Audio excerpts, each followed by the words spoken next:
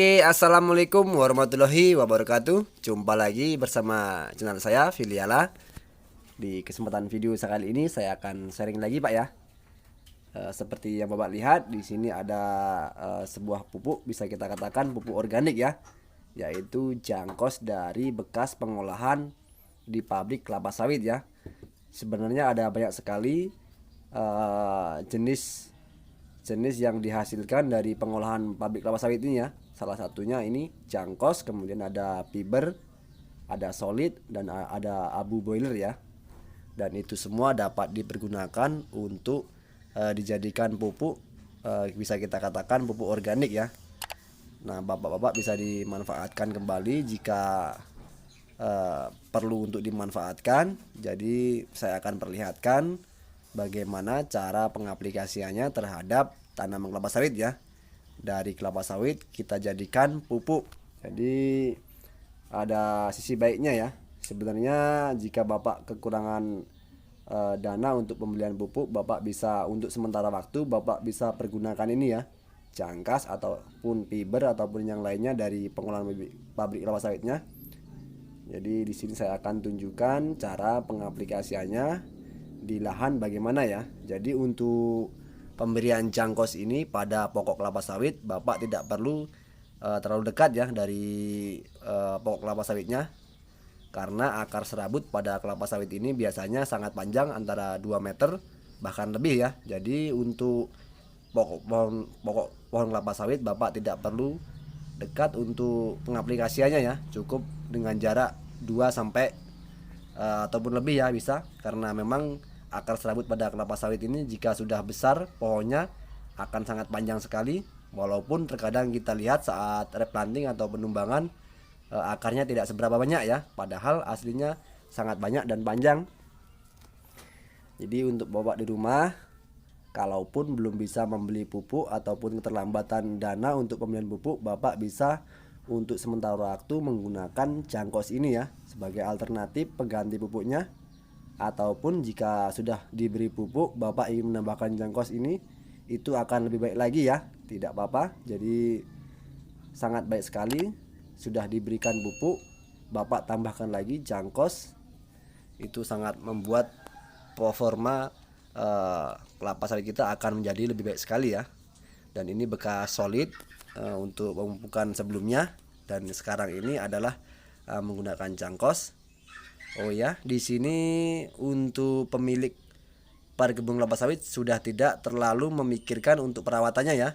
Karena memang sejak dahulu di daerah saya ini pemilik kelapa sawit sudah dikelola oleh KUD, yaitu Koperasi Unit Desa. Tapi bukan berarti pemilik lahan tidak bisa memperhatikan ya perkembangannya. Diperbolehkan saja untuk melihat perkembangan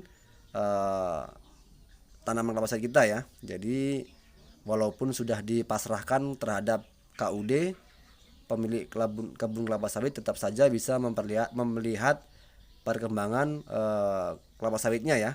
Jadi seperti saya sekali melihat perkembangan kelapa sawit saya ya.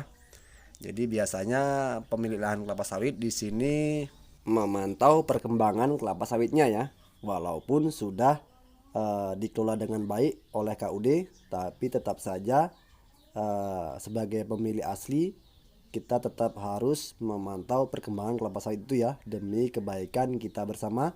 Dan kalaupun ada yang kurang yang pas, kita bisa konsultasi terhadap KUD ya. Dan semoga bapak-bapak di rumah ada poin-poin penting yang bisa bapak dapat ya dari video saya kali ini. Niat saya hanya sharing. Apabila Bapak ingin melakukan hal yang sama dengan KUD saya, silakan Bapak lakukan. Dan seperti tadi, untuk jarak pengaplikasiannya Bapak bisa contoh ya pada video yang sudah saya share ini. Dan untuk dosis pemberian jangkosnya, Bapak bisa kasih dalam satu pokok kelapa sawit, Bapak bisa berikan 2 angkong atau lebih ya. Jika Bapak bisa memberi lebih, artinya akan lebih baik lagi, karena ini adalah pupuk organik. Jadi semakin banyak kita berikan akan semakin lebih baik lagi ya untuk performa pohon kelapa sawit itu sendiri.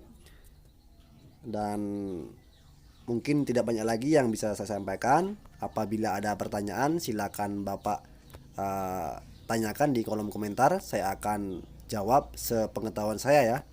Dan mari kita sama-sama belajar untuk budidaya tanaman kelapa sawit ini ya. Jadi saya sedikit bercerita. Jadi di tempat saya tinggal ini pemilik pekebun kelapa sawit dipasrahkan di KUD ya, dengan kepemilikan per seorangnya biasanya seluas 2 hektar atau bisa kita katakan di sini satu kapling ya. Satu kapling itu 2 hektar. Dan pemilik lahan sudah tidak susah payah lagi untuk merawat ataupun untuk memanen dari kelapa sawitnya itu sendiri, karena pengelola KUD ini sudah mengatur dengan baik perawatan dan pemanenannya ya. Jadi sang pemilik lahan sudah tidak susah payah lagi untuk panen ataupun merawat perkebunan kelapa sawit itu sendiri. Oke, mungkin tidak banyak lagi yang bisa saya sampaikan video saya kali ini. Assalamualaikum warahmatullahi wabarakatuh.